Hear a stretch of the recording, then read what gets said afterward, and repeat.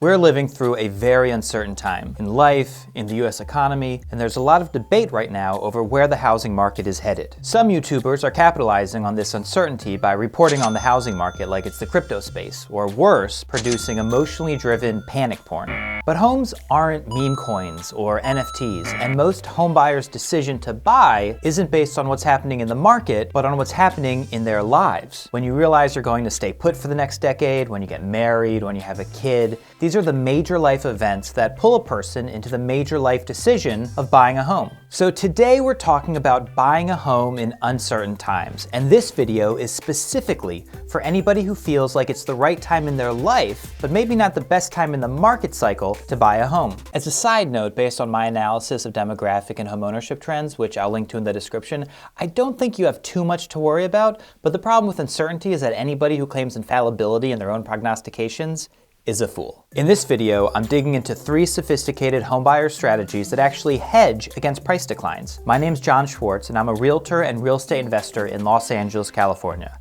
I help homebuyers throughout the country employ smarter strategies when buying a home. All right, smarter strategy for buying a home in uncertain times number 1. House hacking. House hacking is the namesake strategy of my whole channel because it is the most financially advantageous way to own a home. House hacking means buying more home than you need and renting out the space you don't live in. The classic example, and my current housing situation, is buying a duplex to live in one unit and rent out the other.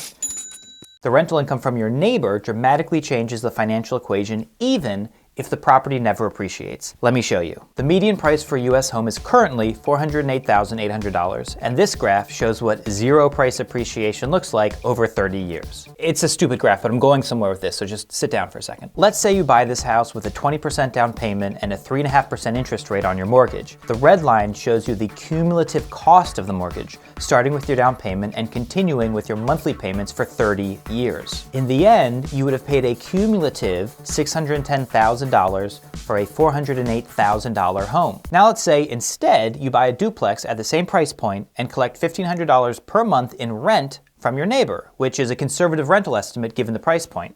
And let's just assume that, like property values, rent never grows. Subtracting your rental income from the mortgage payment, this is what the cumulative cost of owning your duplex for 30 years looks like.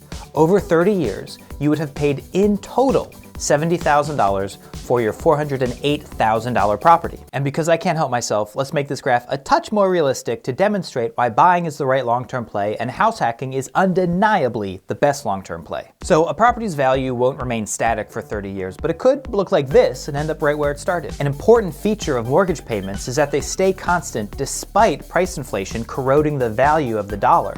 So in real terms, your mortgage payment decreases each year.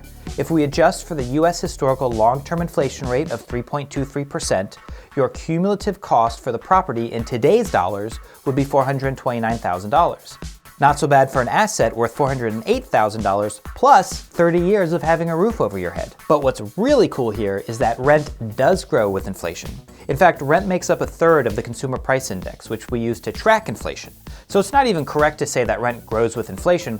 Rather, inflation is the growth of rent, amongst other things. So let's say that the rent we collect from our neighbor grows at the US long-term inflation rate of 3.23%. What happens then? Oh shit, let me readjust the graph. There we go. With the duplex, at the end of 30 years, you'll have your $408,000 property and cumulative profits of $461,000. Obviously, I'm not using these graphs to demonstrate real-world examples, but simply to show you the fundamental power of house hacking. Most house hackers won't stay in the same property for 30 years, nor is house hacking a duplex the only option. You can go as big as a 4-plex or as small as a 2-bedroom condo. You can even do an Airbnb house hack, where a portion of your property is a short-term rental. If you're interested in getting a handle on what the actual numbers look like for your situation, download my free tool, the House Hack Calculator, at www.househack.la/calculator. This intuitive spreadsheet will let you model out the financials of any house hack in any market, and like I said, it's free. Moving on. Home buying strategy to hedge against price declines number 2. Utilize a renovation loan. A reno loan is a special loan product that allows you to finance a home purchase and home renovation with one loan. The reason that reno loans are such a smart play is that the cost of renovating an aging home is usually less than the equity that renovation creates. Let me break that down for you. If move-in ready homes in your market cost $300,000, you can likely achieve the same endpoint by buying a $200,000 fixer and doing a $75,000 renovation. In this example, you could spend $275,000 plus some time and headache to end up with a $300,000 home. The benefit here is that you have an extra $25,000 of equity in your home from the day you move in. This insulates you against price fluctuations going forward. Reno loans work the same way as conventional and FHA loans. Same FICO score requirements, same minimum down payments, same interest rates. The difference is that the loan is based on the end product, not the house in its present condition. So if a home listed for $200,000 could be a $300,000 home after the renovation, you're able to put down 5% and borrow 95% of $300,000 to buy and renovate the property. And like with traditional FHA loans, you can even go in with as little as 3.5% down. You have to keep in mind though that this equity doesn't come completely free. As I mentioned, you pay for it in time and headache. You'll hire a licensed contractor to work with you and your lender to complete the renovation within a few months of the purchase closing.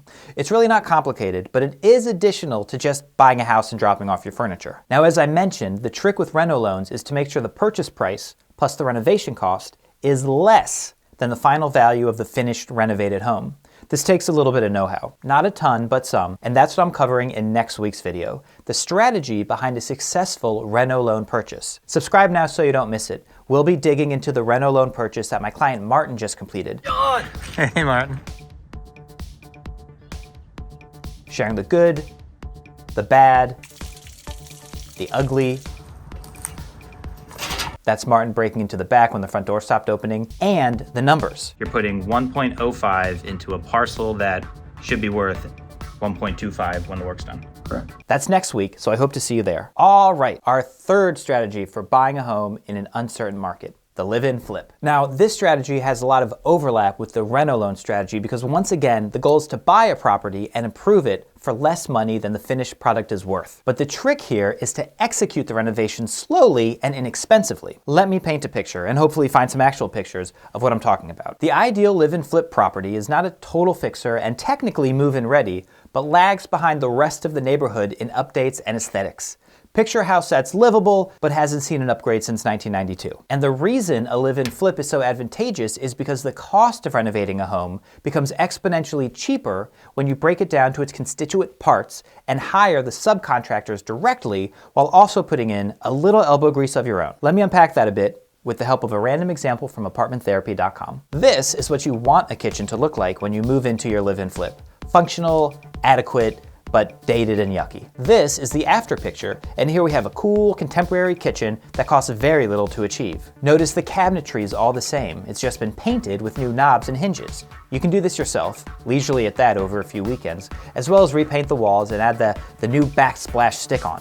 All of this will run you less than $300 in materials. The sink is the same one as before, but the countertop is new. I would guess this countertop costs less than $1,500. Going directly to a countertop manufacturer, or even getting a custom measured countertop from IKEA, like I have on multiple occasions, really brings the price tag down. The floor has new tiling, which you could do yourself, or you could pick up the tiles at Home Depot for $2 a piece and hire a tiling guy for a few $100s to lay the whole floor. And if you're wondering where you find countertop manufacturers and tilers, guys, it's 2022, Google it. And then you have your new appliances, which probably cost $2,000 with free installation from Home Depot. So this whole transformation would run a live-in flipper less than $5,000, plus an hour of watching YouTube tutorials, plus a few weekends. And then you slowly repeat with each room in the house. You'll be amazed by how much you can do yourself. Repairing and painting walls is easy. Replacing flooring is surprisingly easy, though you may want to hire it out, and it'll cost you a few dollars per square foot depending on the flooring type. Carpet is cheap, hardwood is expensive. Instead of hiring a general contractor to fully redo a bathroom for $10,000, you can reglaze the bathtub, hire a handyman to install a new vanity, and hire a tiling guy to redo the floor. Again, by investing some time and elbow grease, you'll significantly reduce the cost. And don't forget that the IRS allows you to take profits from the sale of a home tax-free if you've lived in the home for 2 years. The cap on this is $250,000 of profit if you're an individual, or $500,000 for a married couple. So even if home prices don't appreciate a dime, By leisurely executing a live-in flip over the span of 2 years, you can end up selling for a tax-free profit. Come back next week for our deep dive on reno loans, and subscribe for more videos about smarter home buying out every Tuesday. See you next week.